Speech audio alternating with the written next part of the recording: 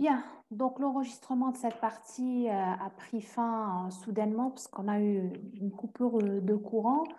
Et donc, je reprends là où je me suis arrêtée la dernière fois. Donc, on parlait de chaleur à volume constant. Donc, nous avons vu que la chaleur à volume constant, donc, bon, je m'excuse, je crois que je n'ai pas activé le mode diaporama. Donc, la chaleur à volume constant, c'est égal à delta U.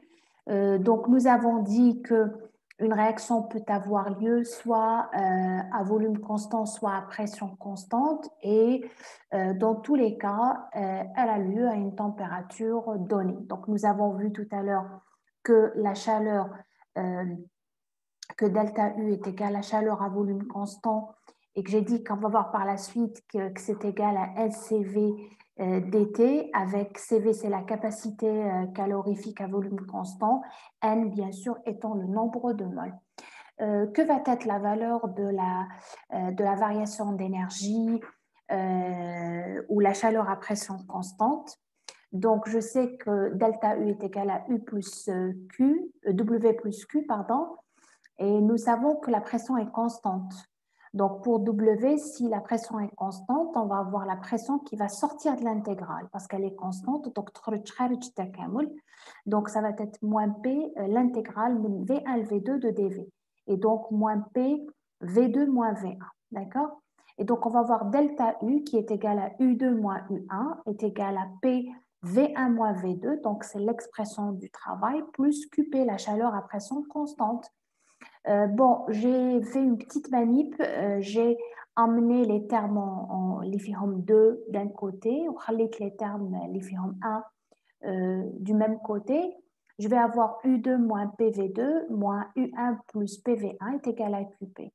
Et cette grandeur que vous voyez là, c'est-à-dire U plus PV, n'est autre que l'enthalpie. D'accord? Donc, nous connaissons maintenant une nouvelle grandeur qui est une énergie, d'accord, qui est une chaleur plutôt, donc qui est appelée l'enthalpie. L'enthalpie est égale à U plus PV, d'accord.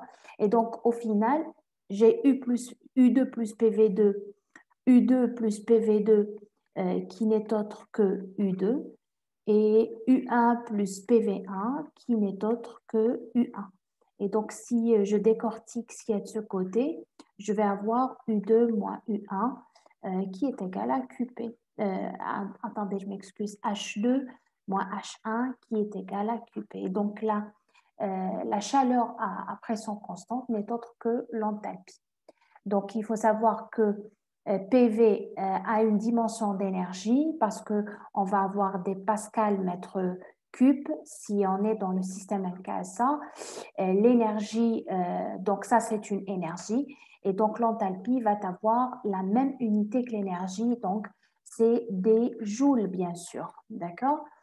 Voilà, donc ça c'était pour la chaleur à pression constante, la chaleur de réaction à pression constante. Voilà. Donc, on peut aussi déduire par la suite que, étant donné que H est égal à U plus PV, on va avoir delta H à pression constante, c'est égal à delta U à pression constante plus delta PV. D'accord? Et puis, à pression constante, donc là, je sais que delta U à pression constante est la même que delta V à pression constante. Et vers la fin, on arrive à cette expression-là. D'accord? QP, la chaleur à pression constante, c'est la chaleur à volume constant plus P delta V. D'accord? Donc, voilà, comment calculer P delta V? Donc, on prend un exemple, d'accord, 18 grammes d'eau qui se dissocie en oxygène O2 et en dihydrogène selon la réaction suivante. Donc, à la température de 0 degré et une pression de 1 atmosphère. D'accord? On voudrait la variation de volume. Donc, j'ai une mole ici et là 0 mol, 0 mol. D'accord? Je sais que la masse volumique de l'eau, c'est 1 kg par litre ou 1 gramme par centimètre cube. Donc, si je prends initialement 18 grammes, c'est l'équivalent de 18 centimètres cubes. D'accord? Ça, c'est pour le volume initial. Maintenant, pour ce qui est à droite, c'est-à-dire les produits, j'ai une mole de H2 et une demi-mole de O2. Moi, je sais que pour les gaz, une mole occupe un volume de 22,4 litres, ce qu'on appelle le volume normalisé ou le hajm nizami. D'accord? Donc, une mole va avoir un volume de 22,4 litres et une demi-mole va avoir un volume de 11,2 litres. Et donc, V2, donc ce qui est à droite, ça sera une mole plus une demi-mole. Donc, 22,4 plus 11,2, ce qui est à droite ici. Et donc, ça fait 33,6.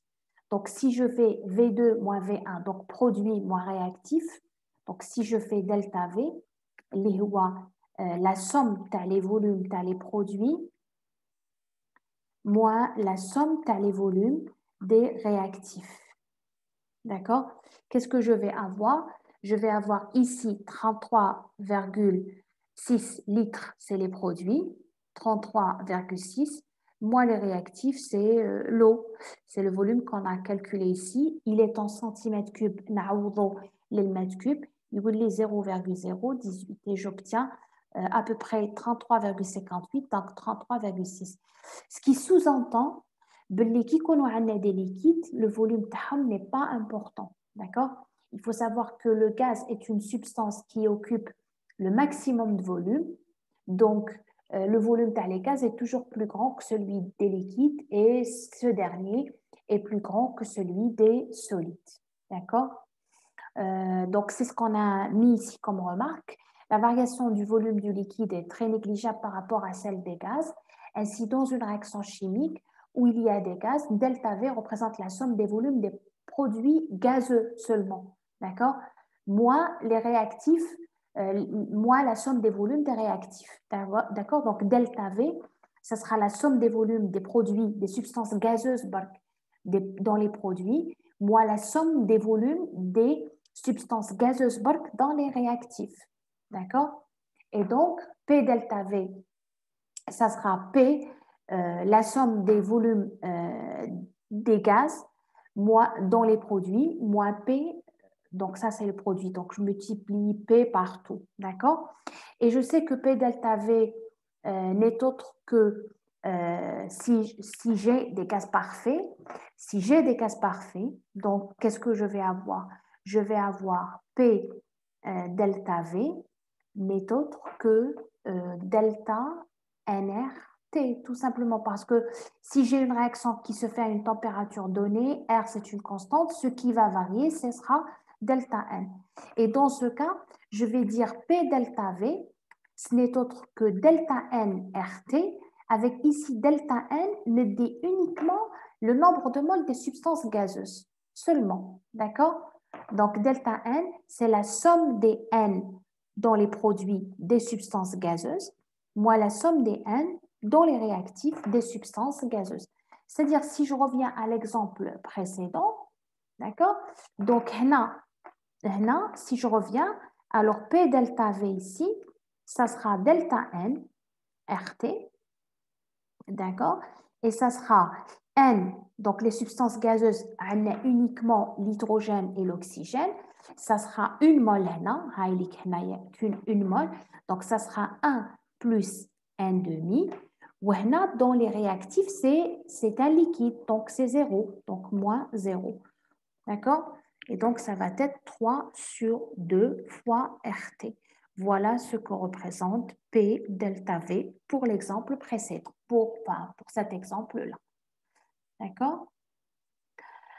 Et donc, je peux déduire aussi par la suite que comme QP plus est égal à QV plus P delta V, ce qu'on a vu tout à l'heure, donc je vais avoir QP est égal à QV plus RT delta N. Avec delta N, je prends uniquement les substances gazeuses. Delta N, كيفاش نحسبو؟ ندير la somme des N تاع les produits, d'accord, moins la somme des N تاع les réactifs. On dit uniquement les substances gazeuses. Donc, je ne prends pas les autres substances quand elles sont solides ou liquides.